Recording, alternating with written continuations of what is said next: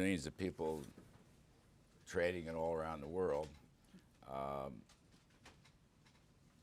But I just think everybody, whether you're an investor or whether you're, ordinary Main Street person, people should not overreact. That's the important thing. They should not overreact. In America, we have an incredibly strong public health system. And as I said to Stu Varney, President has taken rapid-fire, unprecedented actions to help protect in the event of emergency or further deterioration. I think these are very good things. They're very constructive things. Larry, there have been rumors on Wall Street for several days now that the president would consider more extreme measures to respond to this, potentially even up to suspending the tariffs on China as one emergency measure due to the virus. Is the president considering that or any other response measure here? Eamon, there's nothing definite that I can report. There's a lot of conversations in and out of the Oval Office. I was with him yesterday for quite a while talking about one thing or another. We're dealing with this almost a day at a time, and we have no precipitous actions right now. Again, it's sometimes a hard case to make in the middle of one of these crises, which is part psychology and part fact, but I just don't think anybody ought to panic right now. And we are going to stay the course on our policies, tax cuts and deregulation and energy and trade, and it's worked. It's worked, and the economy is sound. I'm actually still watching China.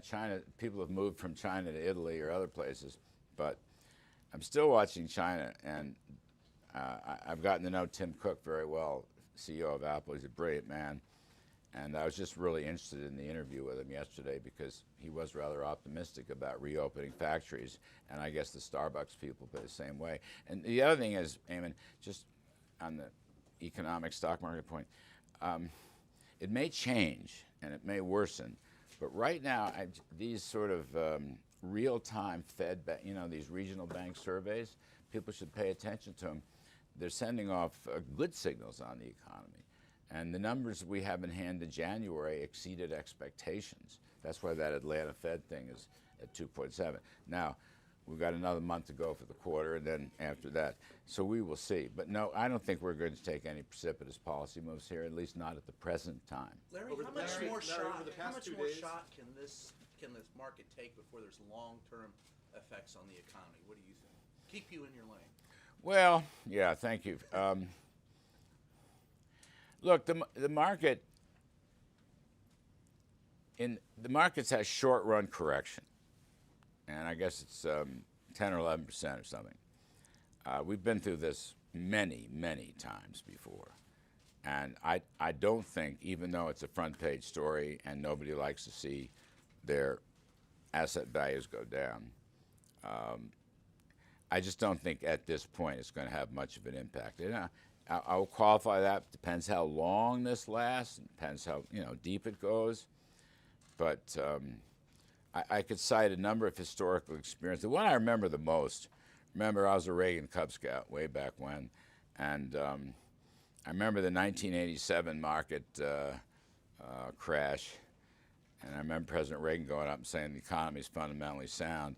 And actually, the economy grew by 3-4% for the next couple of years after that crash. And I think President Trump said it here in this room 2 nights ago. We just think the economy is sound, and therefore, I just don't think this short-term stock market plunge is going to have any long-term effect. The R word at this point, in other words. Yeah, not at the moment. Not at the moment. Yes, Deborah. If you had a friend who was thinking of taking a cruise or going to China, what advice would you give them? Stay home.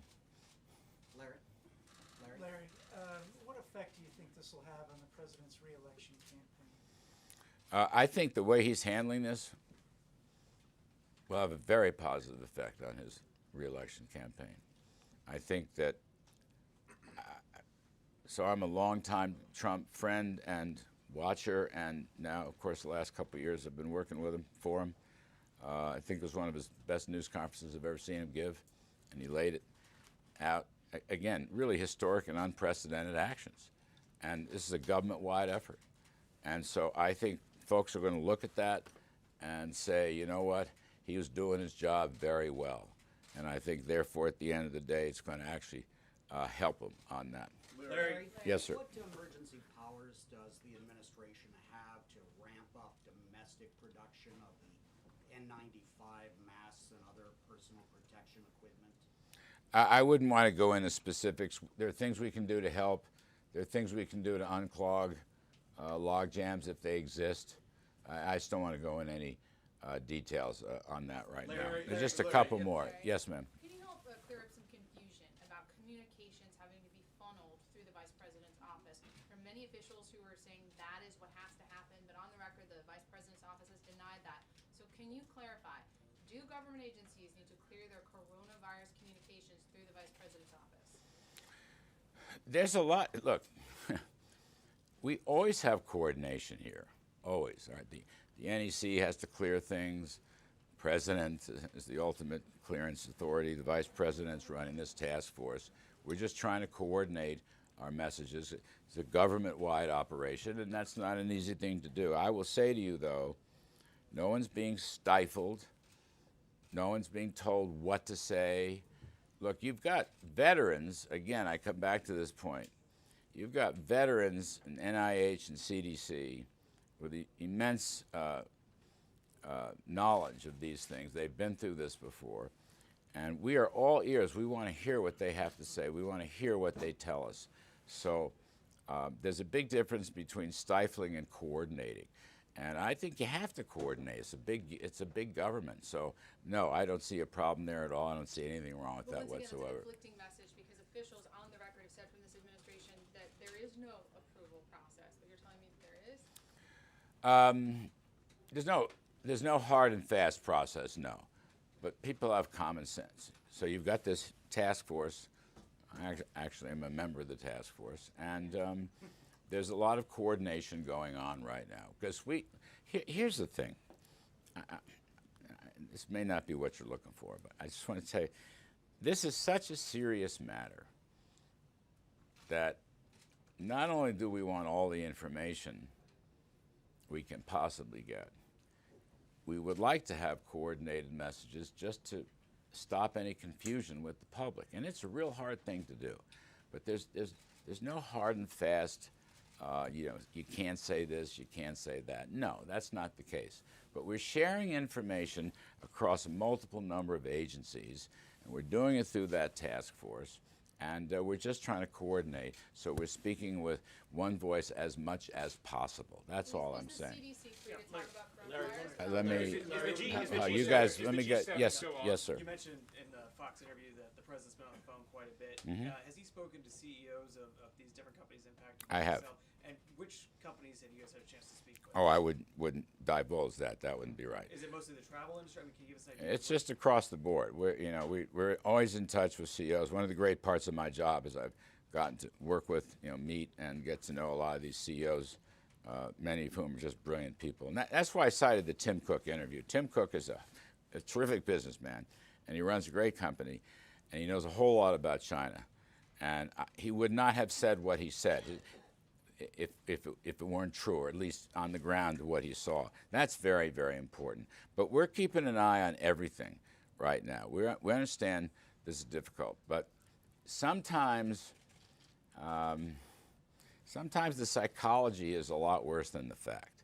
And I understand that. That's a perfectly understandable human trait.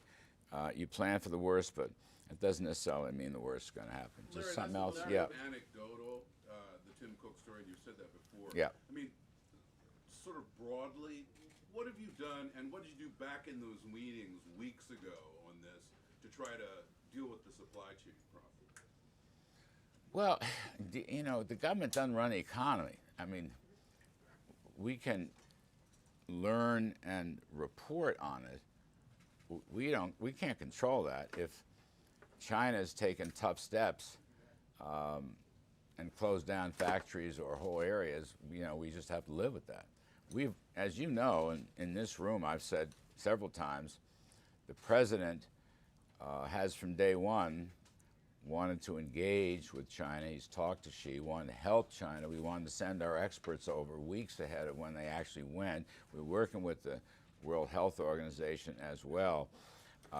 We're only as good as the facts, and the facts may be harder to come by in some cases.